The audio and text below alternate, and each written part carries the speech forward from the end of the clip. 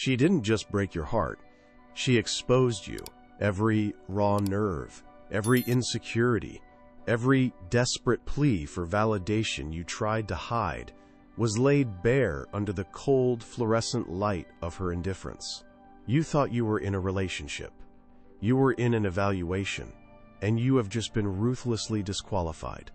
She didn't leave you. She dismantled you, piece by piece, with a calm precision that told you she had been planning this for months. While you were dreaming of a future, she was mapping her exit, waiting for the perfect moment to execute the sentence.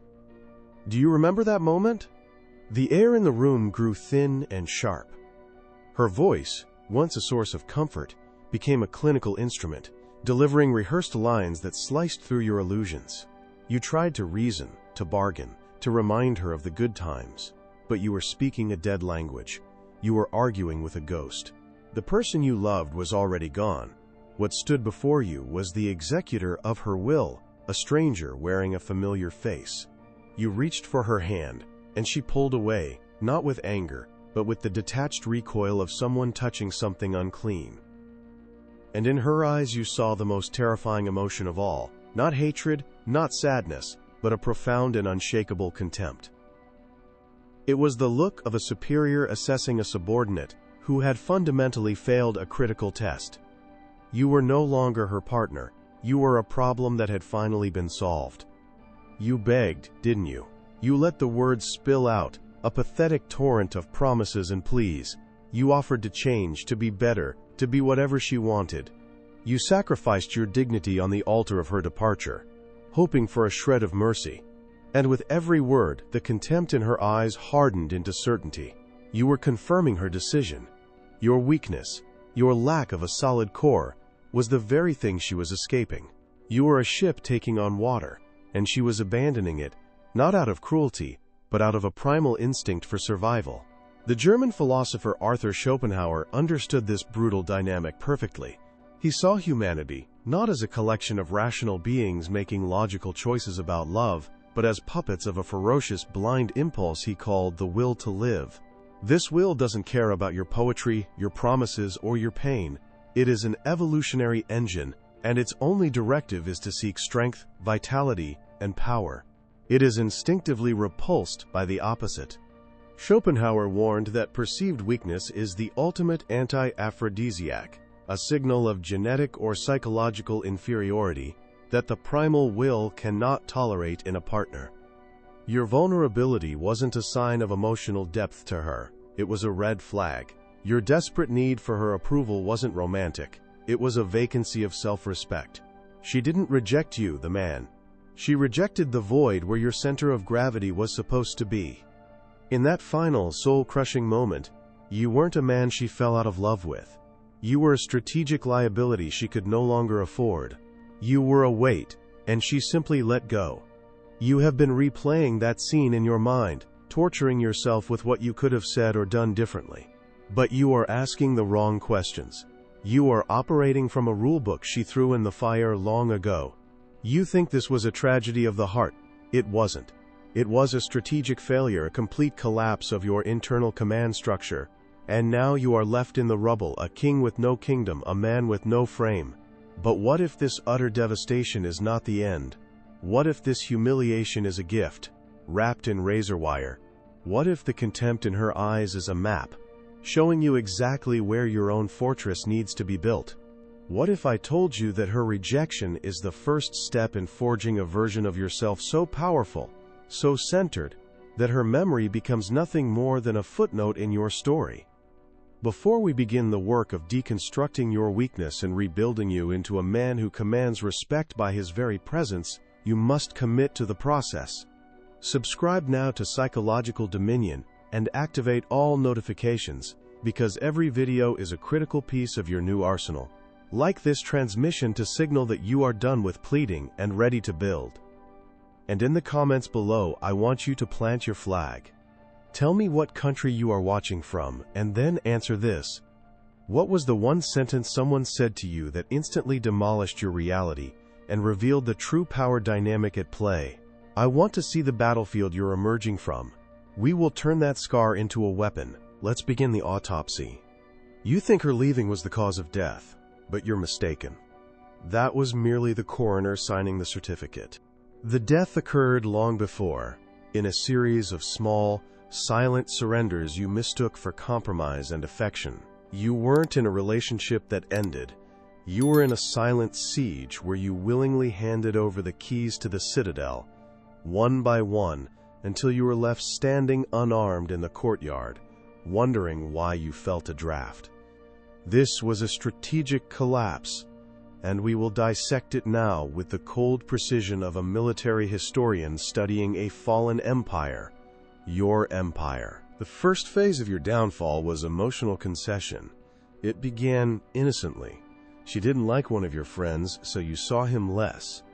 She found your passion for history, or cars, or martial arts boring. So you stopped talking about it. You thought you were being accommodating. You thought you were choosing her. What you were actually communicating, in the primal language that Schopenhauer's will understands, is that your world was negotiable, your identity was for sale, and the price was her temporary approval. Each time you gave up a piece of yourself to smooth over a potential conflict, you weren't building a bridge, you were demolishing a pillar of your own foundation. She tested your boundaries, not out of malice, but out of instinct. A predator prods a fence to see if it's electric. She prodded your frame to see if it was solid. She tested. You ceded. She won. You told yourself it was for the sake of peace, but peace at the cost of sovereignty is not peace. It is occupation. You taught her that her emotional state was more important than your own principles. You made her the sun, and you became a minor planet caught in her orbit, your own light extinguished. From there you spiraled into the second phase, the loss of frame control. Your reality began to dissolve into hers. Her bad day at work became your emergency. Her anxieties became your immediate mission. You became her emotional janitor, rushing to clean up any spill of negative feeling, believing this made you a supportive partner. You were wrong. You became a utility, a useful tool for emotional regulation, but not a man to be desired. A man's frame is his own perception of reality, his own internal operating system. When you consistently abandon your frame to enter hers, you signal that your reality is weaker, less significant. You'd cancel plans with your friends at the last minute because she felt like staying in. You'd agree with her distorted view of a situation just to avoid an argument. You were so terrified of the storm of her disapproval that you would burn your own map and follow hers, even when you knew it led off a cliff. Schopenhauer's will to live is not looking for a servant, it is looking for a rock, a force of nature that can withstand the storm, not become a part of it. When your entire emotional state became a reflection of hers, her primal instinct registered you not as a partner, but as a parasite. You were feeding off her reality because you had allowed your own to atrophy and die. This led directly to the third and most pathetic stage, the ravenous hunger for validation. Her approval became your oxygen. You began measuring your worth in her smiles, her compliments, her "I love yous."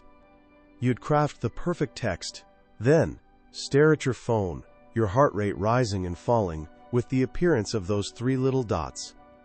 You outsourced your self-esteem to a committee of one, and you gave her veto power. You'd do things not because you wanted to, but because you hoped for the good boy pat on the head.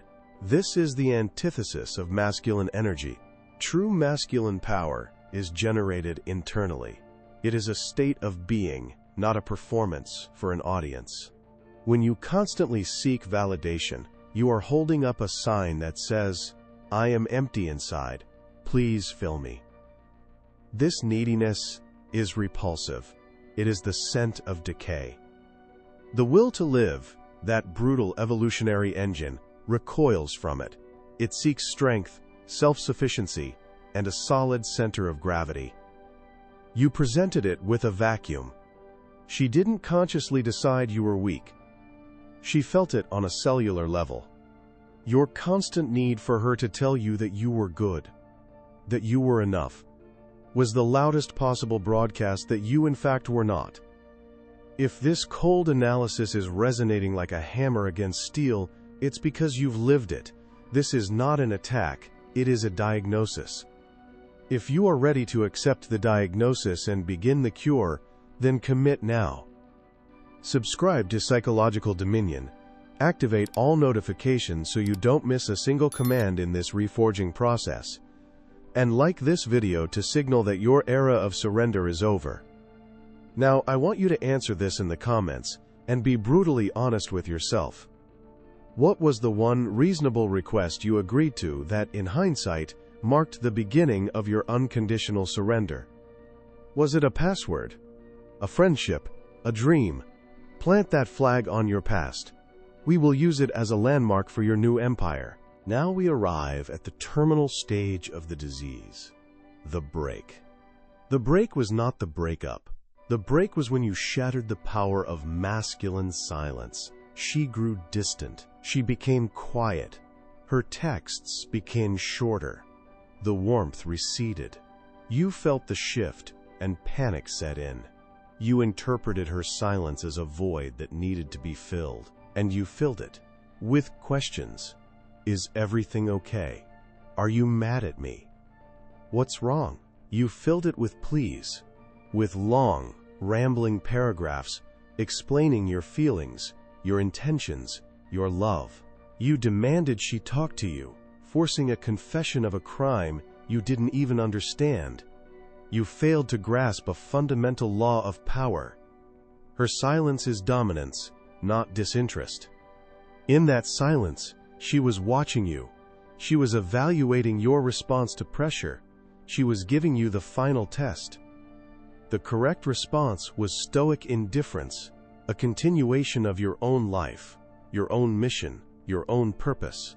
A quiet confidence that your world continues to turn, with or without her immediate participation. That would have been strength. That would have been power. Instead, you panicked. You broke the silence.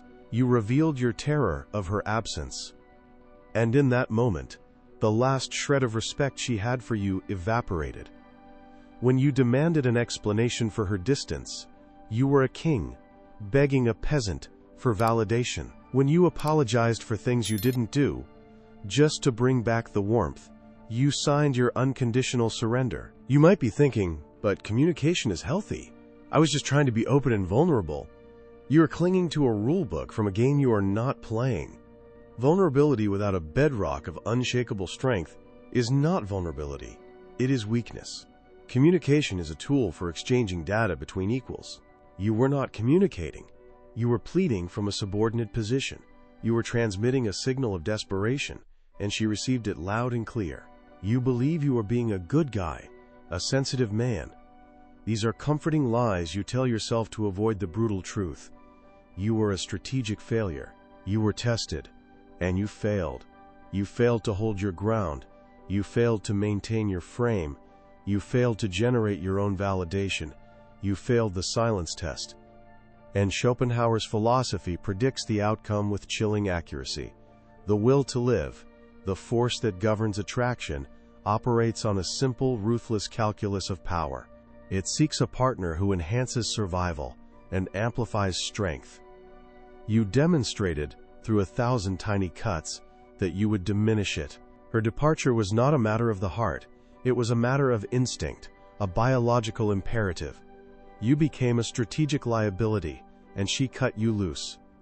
The entire collapse was invisible to the naked eye. It happened in the hesitation before you said no. It happened in the yes you uttered out of fear. It happened in the silence you chose to fill with panicked noise. It was a quiet, internal rot. And the most terrifying part? No one is coming to save you. You are standing in the rubble of a kingdom you yourself allowed to crumble. The diagnosis is complete. You are the sole architect of your own ruin. And only you can be the architect of your resurrection.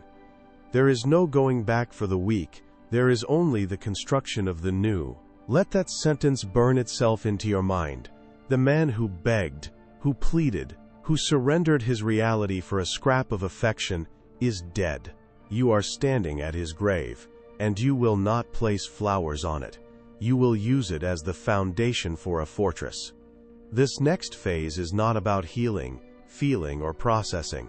Those are the words of the defeated. This is about rebuilding, rearming, and redeploying. It is a tactical operation, and your emotions are not invited to the war room. They are liabilities to be contained, not consultants to be heard. You will now be given the protocols for the forging of a new entity. These are not suggestions. They are commands. The first command is to cut the excess. Effective immediately, you will perform a complete digital and physical exorcism. You will delete her number. You will block her on every social media platform, not with a dramatic announcement, but with the cold, silent efficiency of a sniper chambering around. You will not look at her friends, profiles. You will not search for her name. You are severing a limb to stop the spread of gangrene. It will hurt. Your addiction will scream for a fix. You will ignore it.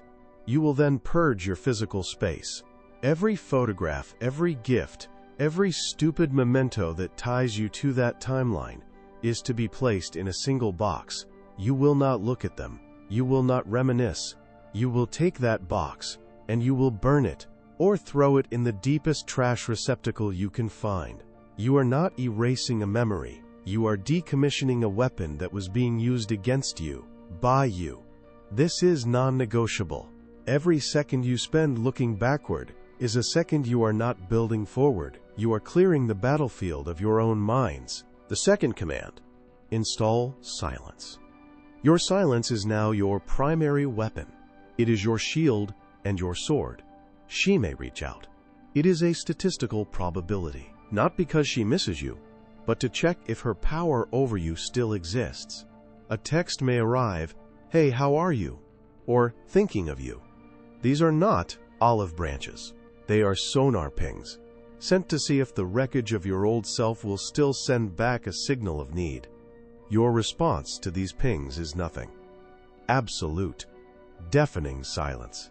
You will read the message, and you will feel the chemical surge of hope and anxiety. And you will do nothing. You will put your phone down, and you will walk away. Every minute that passes where you do not reply, the power dynamic shifts, microscopically at first, then seismically. Your silence creates a vacuum. In that vacuum, she cannot read you. She cannot gauge your emotional state. She is forced to confront her own thoughts, her own insecurities. Your lack of response is not passive. It is an active statement. It says, "Your access to my emotional state has been permanently revoked. Your transmissions are no longer being received at this frequency. Do not reconquer. Replace with a sharper silence. You will become an absence that carries weight, not a presence that begs." The third command: control the reaction. Your inner world has been a chaotic storm, reacting to her every atmospheric shift. No more. From now on, you are the weather. You will cultivate a state of calculated indifference. This is not about pretending not to care. It is about building a life so compelling, so focused on your own mission, that her actions and opinions become genuinely irrelevant. This begins with a total and ruthless focus on the 4 pillars of masculine hierarchy. 1. Your physical body. You will go to the gym, not to get a revenge body, but to forge discipline in steel and sweat. You are not building a body for her to admire. You are building armor. 2. Your financial power. You will pour every ounce of your rage and frustration into your work, your career, your business. Money is a tool of freedom and leverage. It insulates you from the emotional whims of others. Become so successful that your time is more valuable than her memory. 3. Your social dominion. You will cut off any friends who encouraged your weakness, and you will cultivate a circle of strong men who are on their own missions.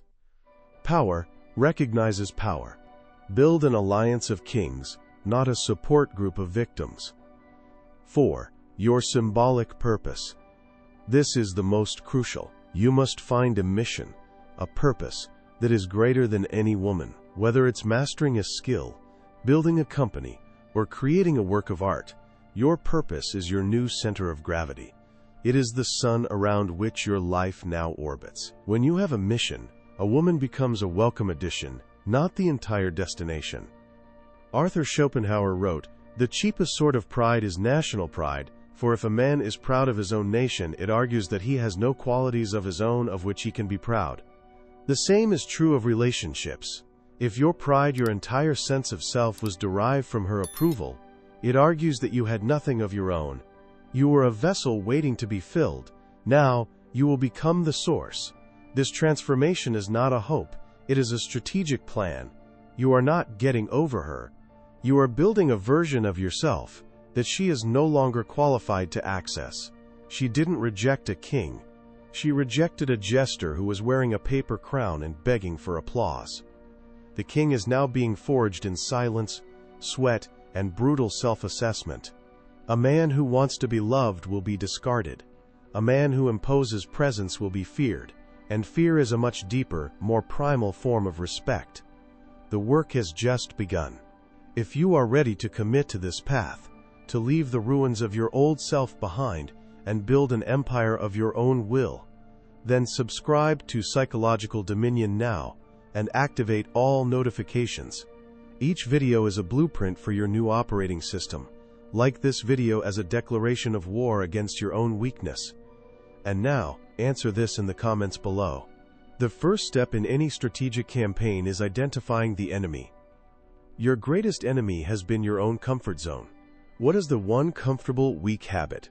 Whether it's scrolling her social media, listening to sad songs, or complaining to friends, that you will execute, starting today without mercy. Name it, declare your target in the comments, and make it a public contract. Let the dominion begin. The final test will come, it always does.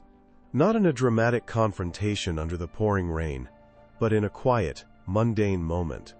A text message glowing in the dark, a chance encounter in a coffee shop, a notification that she viewed your profile. This is the final exam, the moment where all the theory you have learned is put into practice. It is her final attempt to exert control, a final sonar ping sent into the abyss to see if the wreckage of the man she knew still echoes back. She will not be trying to reconcile. She will be testing the fence. She will be checking if her key still works in the lock of your mind. And in that moment when her name appears on your screen or her voice cuts through the ambient noise of a room, you will not feel the familiar surge of panic or the pathetic flicker of hope. You will feel nothing, a calm, quiet stillness, a detached curiosity, like a biologist observing a specimen under glass. You will see her, not as the architect of your pain, but as a ghost from a timeline you no longer inhabit. Her words, once capable of leveling your entire emotional landscape, will now be just noise. The bait will be laid. "I was just thinking about you," she might say, a carefully crafted line designed to imply intimacy and significance. The old you would have dissected that sentence for hours, searching for hidden meaning. The new you will register it as data and find it irrelevant.